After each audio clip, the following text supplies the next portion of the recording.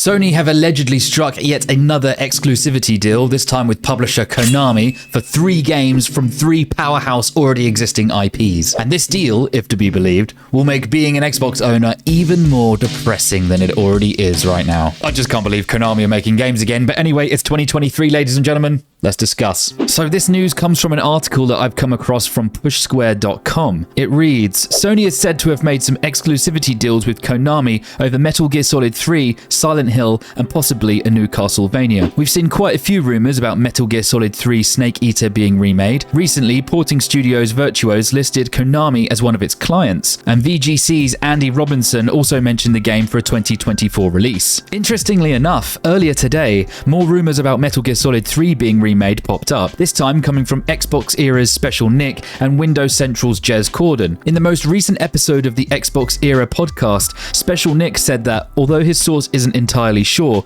the Snake Eater remake could make its appearance during a rumoured PlayStation showcase, and it's said to have some sort of PlayStation exclusivity. That shouldn't really be surprising news, considering Metal Gear Solid and PlayStation have always been like that. No further details were shared, but after this podcast aired, Jez Corden took to Twitter to say that he had heard similar rumours. Heard similar about the Metal Gear exclusivity for PlayStation, by the way, the Windows Central managing editor wrote on Twitter. When asked whether this is what Bluepoint Games has been working on, Corden added that he'd just heard that Sony had struck some exclusivity deals with Konami over Silent Hill, Metal Gear Solid, and possibly a new Castlevania. And we already know that Sony has made Silent Hill 2 an exclusive title to their console and PC for a year, so it's not really that hard to believe at this point. But the whole exclusive for a year thing is also subject to change, as when Final Fantasy VII Remake was announced as a PlayStation timed exclusive, Xbox owners were like, oh man, we gotta wait a year before we can play.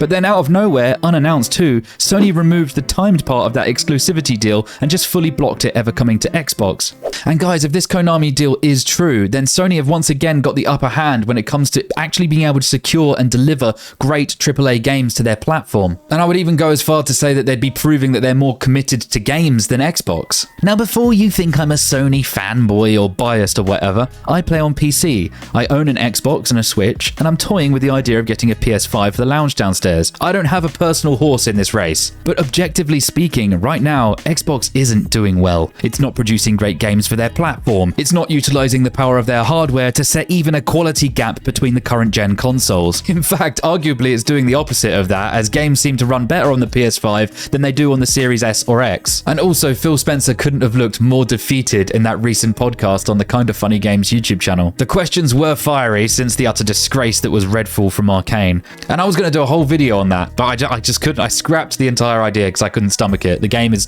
terrible. It's utter bin juice through and through. Embarrassing. Papa Phil explains he doesn't see how trying to make great games will make the Xbox console sell better and be more competitive, because apparently Sony and Nintendo are just way too far ahead. He said this on the podcast, which has turned into a viral clip. You've probably already seen it, but I see a lot of pundits out there that kind of want to go back to the time where we all had cartridges and discs and every new generation was a clean slate and you could switch the whole console share. That's just not the world that we are in today. There is no world where Starfield's an 11 out of 10 and people start selling their PS5s. That's not going to happen. It's like, yeah, sure, of course, Starfield being an 11 out of 10 isn't going to make people sell their PS5s and buy an Xbox, but what about if the next 5 or 6 Xbox exclusives were also 11 out of 10?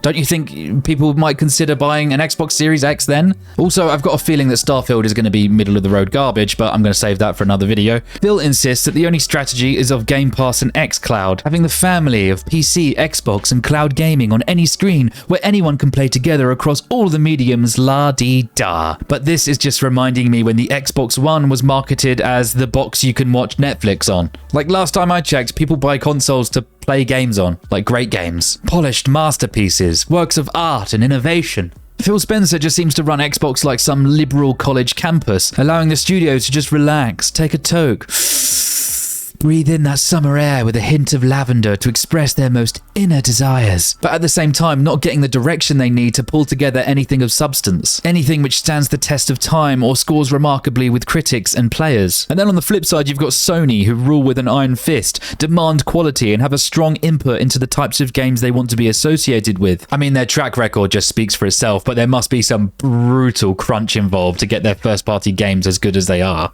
Getting back on topic though, sorry I digress, the Metal Gear Solid 3 Remake, which is a favorite of the series, also my personal favorite as well. We knew about the Silent Hill stuff, but also a Castlevania reboot? I'm a massive Castlevania fan, so Sony even getting that to themselves makes me want a PlayStation 5 immediately. What's next, you know? Sony acquiring Capcom?